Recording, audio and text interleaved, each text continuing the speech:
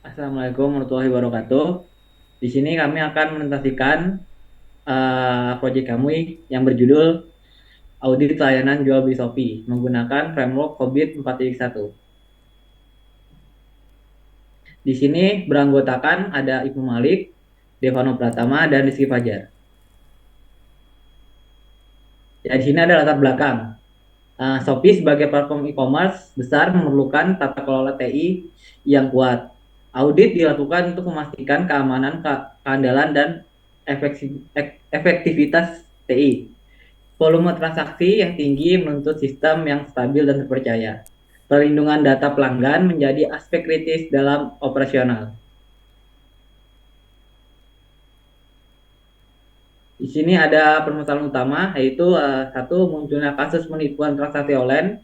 Kedua, ada tingkat kepercayaan konsumen yang belum optimal. Yang ketiga, ada ketidakpuasan terhadap kualitas layanan dan penanganan insiden. Ya, di sini ada tujuan audit, yaitu pertama adalah mengevaluasi kesalahan TI dengan tujuan bisnis Shopee, mengukur efektivitas tata kelola teknologi informasi, tiga, memberikan rekomendasi perbaikan berdasarkan COVID 4.1 pada domain DS. Ya, selanjutnya akan dipresentasikan oleh Rizky Fajar. Ya, di sini metode penelitian ya. Pertama itu ada studi pustaka terhadap jurnal dan referensi TI. Yang kedua itu ada pengumpulan data menggunakan kuesioner penggunaan.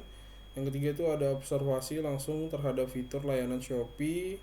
Dan yang terakhir itu analisis maturity level menggunakan kerangka COVID ya. Terus selanjutnya itu ada landasan teorinya, yaitu singkat juga sih. Ada audit tata kelola TI COVID 4.1 and maturity level. Di sini audit itu proses evaluasi sistem informasi secara objektif, dan yang kedua itu tata kelola TI-nya itu pengendalian dan arah pemanfaatan TI. Dan yang untuk COVID 4.1 itu ada frameworknya menggunakan pengukuran kualitas tata kelola TI. Terus maturity-nya level itu indikator tingkat kematangan proses TI. Dan ini ada domainnya ya. Domain yang dievaluasinya itu domain DS, yaitu delivery and support.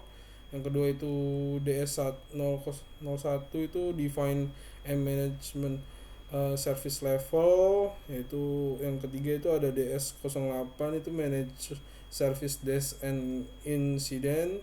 Yang terakhir itu fokus diberikan pada area kualitas layanan dan respon insiden. Untuk selanjutnya itu dijelaskan sama Ibnu ya, untuk ininya grafiknya. Oke, berikutnya di sini ada grafik minority level domain DS.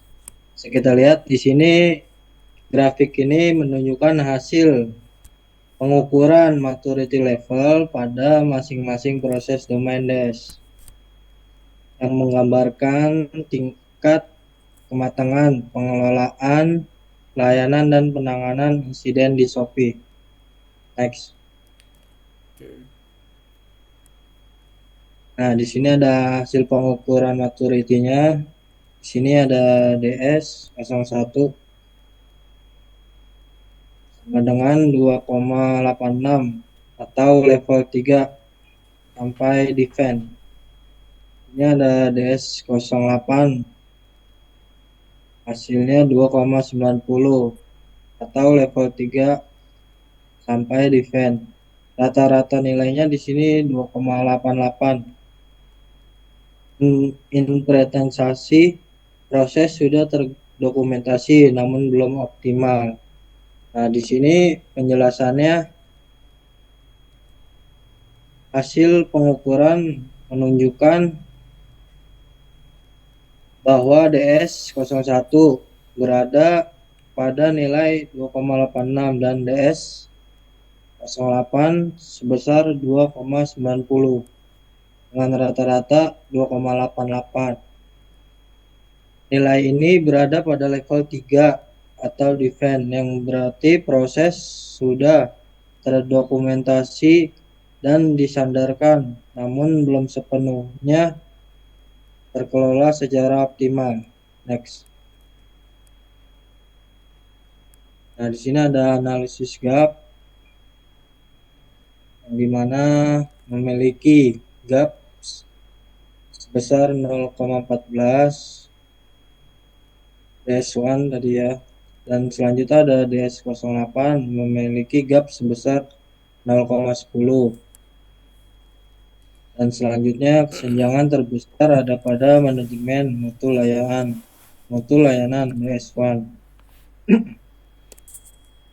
Sini analisis gap dilakukan untuk melihat selisih antara kondisi saat ini dan kondisi yang diharapkan.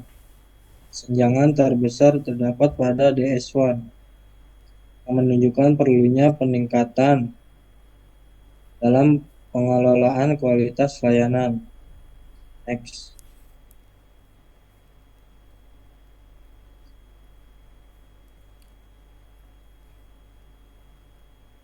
Ini ada rekomendasi perbaikan. Yang pertama, menetapkan standar mutu layanan yang lebih konsisten. Yang kedua, ada meningkatkan kecepatan dan kejelasan respon service desk. Dan yang ketiga, mengoptimalkan proses monitoring insiden dan pelaporan. Dan yang keempat, menguatkan kebijakan keamanan dan manajemen resiko. Next. Nah, di sini simpulannya Shopee berada pada level 3 event proses.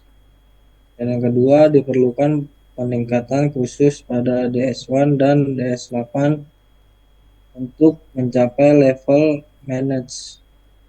Dan yang terakhir, audit memberikan dasar bagi penguatan tata kelola TI ke depan. Next. Ya, mungkin bisa ditutup Om Devan. Ya, sekian presentasi dari kami. Kurang lebihnya mohon maaf. Wassalamualaikum warahmatullahi wabarakatuh. Waalaikumsalam.